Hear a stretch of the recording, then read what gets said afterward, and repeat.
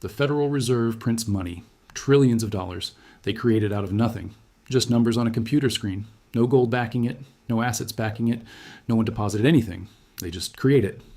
In 2020 and 2021, the Federal Reserve created $6 trillion. $6 trillion. Out of thin air, they didn't mine it, they didn't earn it. They didn't borrow it from anyone, they just made it appear on a computer. But here's the problem. Every dollar bill in your wallet says Federal Reserve note at the top. A note is a debt instrument. It's a promise to pay. When you sign a promissory note for a car loan, you're promising to pay the bank back. That note represents debt, which means every dollar in existence is technically debt. Someone owes that dollar to someone else. So if the Federal Reserve creates dollars out of thin air, and those dollars are debt, who does the Federal Reserve owe the money to? Think about it. They created it from nothing. There was no lender. No one gave them money to lend out. They just made it appear. So who is the creditor? If dollars are debt instruments, and the Fed created them, who does the Fed owe? The answer should be simple, but it's not. Because when you understand how this actually works, you realize the entire monetary system is designed to transfer wealth from you to private banks.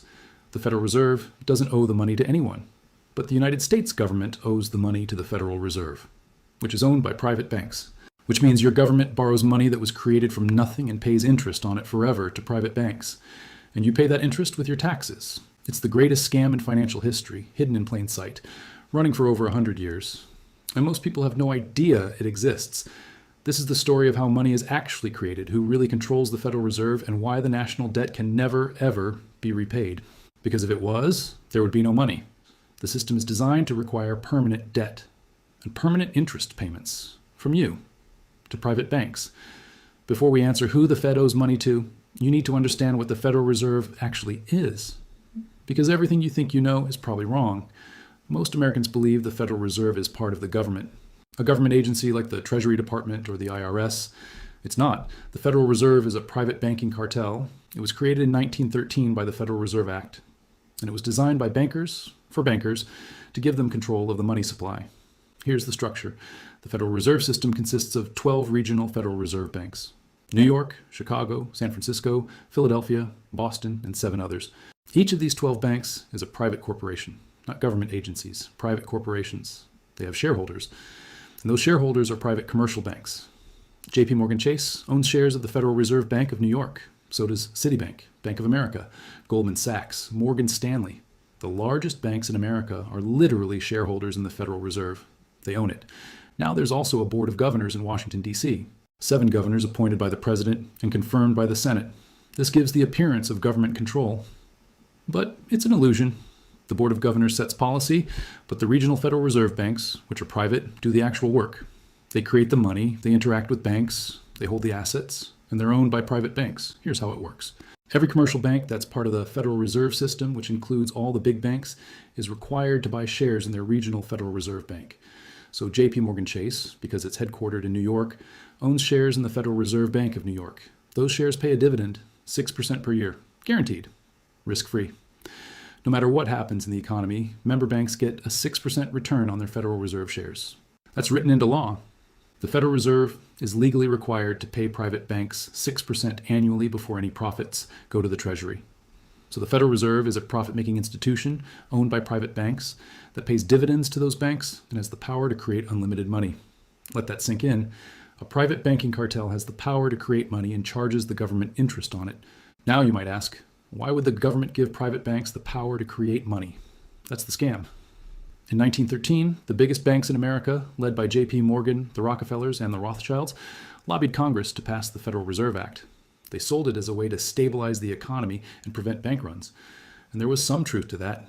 The Panic of 1907 had caused chaos. But what they really wanted was control of the money supply. Because whoever controls the money supply controls the economy and controls the government. Before 1913, the government could create money directly. After 1913, the government had to borrow money from the Federal Reserve, a private banking cartel. The Federal Reserve Act transferred the power to create money from the government to private banks. It's the largest transfer of power in American history. And most people don't even know what happened. So how does the Fed actually create money? This is where it gets technical, but stay with me because this is the key to understanding the scam. Here's the step-by-step process. Step 1, the United States government needs money. Let's say Congress passes a budget. They need to spend $5 trillion this year, but tax revenue is only $3 trillion. They have a $2 trillion deficit. They need to borrow $2 trillion. Step 2, the Treasury Department issues bonds. Treasury bonds are IOUs. The government is promising to pay back the money with interest. They issue $2 trillion in bonds and auction them off. Who buys them? Foreign governments, pension funds, mutual funds, banks, and the Federal Reserve. Step 3, the Federal Reserve decides to buy $500 billion of those bonds. This is called open market operations. Now here's the magic trick. Where does the Federal Reserve get $500 billion to buy these bonds? You'd think they have to have the money already, that they collected it from somewhere. Maybe taxes or deposits or profits. No, they don't have it. They create it out of nothing. Here's literally how it works. The Federal Reserve opens their computer system. They go to the Treasury's account. They type in $500 billion, and it appears. That's it. No gold was moved. No assets were sold. No one made a deposit. The Federal Reserve just credited the Treasury's account with $500 billion that didn't exist 1 second earlier. They created it by typing numbers into a computer. So who actually owns the Federal Reserve? This is not a conspiracy theory. This is documented fact. You can look up the shareholders. The Federal Reserve Bank of New York, which is the most powerful of the 12 regional Fed banks, because it handles all the open market operations, is owned by member banks. The largest shareholders are JP Morgan Chase, Citibank, Goldman Sachs, Morgan Stanley, Bank of America, and a handful of other major banks. These banks own shares in the New York Fed. They're not just customers, they're owners. And as owners, they have power. Each regional Federal Reserve Bank has a board of 9 directors. 6 of those directors are elected by the member banks. The other 3 are appointed by the Board of Governors. So private banks elect 2/3 of the directors of their regional Fed bank. Those directors choose the president of the regional Fed bank. And the presidents of the regional Fed banks sit on the Federal Open Market Committee, which is the committee that decides monetary policy. So private banks have direct influence over monetary policy through the directors they elect. It's a circular system designed to give banks control while maintaining the appearance of government oversight. Now, the Federal Reserve's ownership structure is intentionally opaque. They don't publish a list of shareholders and how many shares each bank owns. But we know the largest banks are the largest shareholders because of their size and their representation on the boards, and we know they profit.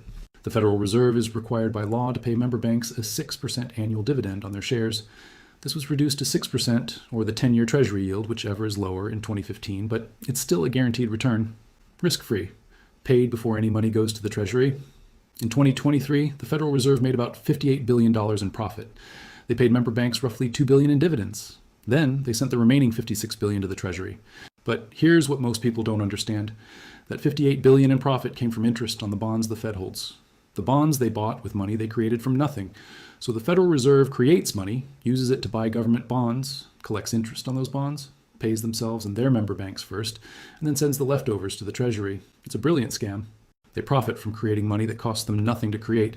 And the government, meaning taxpayers, pays them interest forever. Let us trace the money from creation to profit and see exactly how wealth is transferred from taxpayers to banks. The Federal Reserve creates $500 billion out of nothing. Zero cost to them. They use that $500 billion to buy Treasury bonds. The government gets $500 billion to spend. That money circulates in the economy. People get paid. Businesses get contracts. The economy functions. But the government now owes $500 billion plus interest to the Federal Reserve. Let's say 3% interest. That's $15 billion per year. Where does the government get $15 billion to pay the interest? Tax revenue.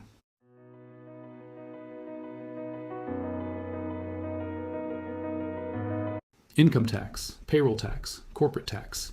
Every year, over $1 trillion of federal tax revenue goes to paying interest on the national debt. That's money that could go to infrastructure, healthcare, education. Instead, it goes to interest payments, and a big portion of those interest payments go to the Federal Reserve. In 2023, the Federal Reserve held about $5 trillion in Treasury bonds on their balance sheet. At an average interest rate of around 2 to 3%, that's $100 to $150 billion in interest income per year. The Federal Reserve collects $100 to $150 billion per year in interest from the government on bonds they bought with money they created from nothing. What do they do with that money? First, they pay operating expenses, salaries, buildings, operations. That's about $5 billion per year. Second, they pay the 6% dividend to member banks. That's about $2 billion per year. Third, they keep some as surplus capital. And fourth, they send the rest to the Treasury. In 2023, they sent about $56 billion to the Treasury. But think about what that means. The Federal Reserve collected $150 billion in interest. They kept about $5 billion for expenses and capital. They paid $2 billion to member banks. And they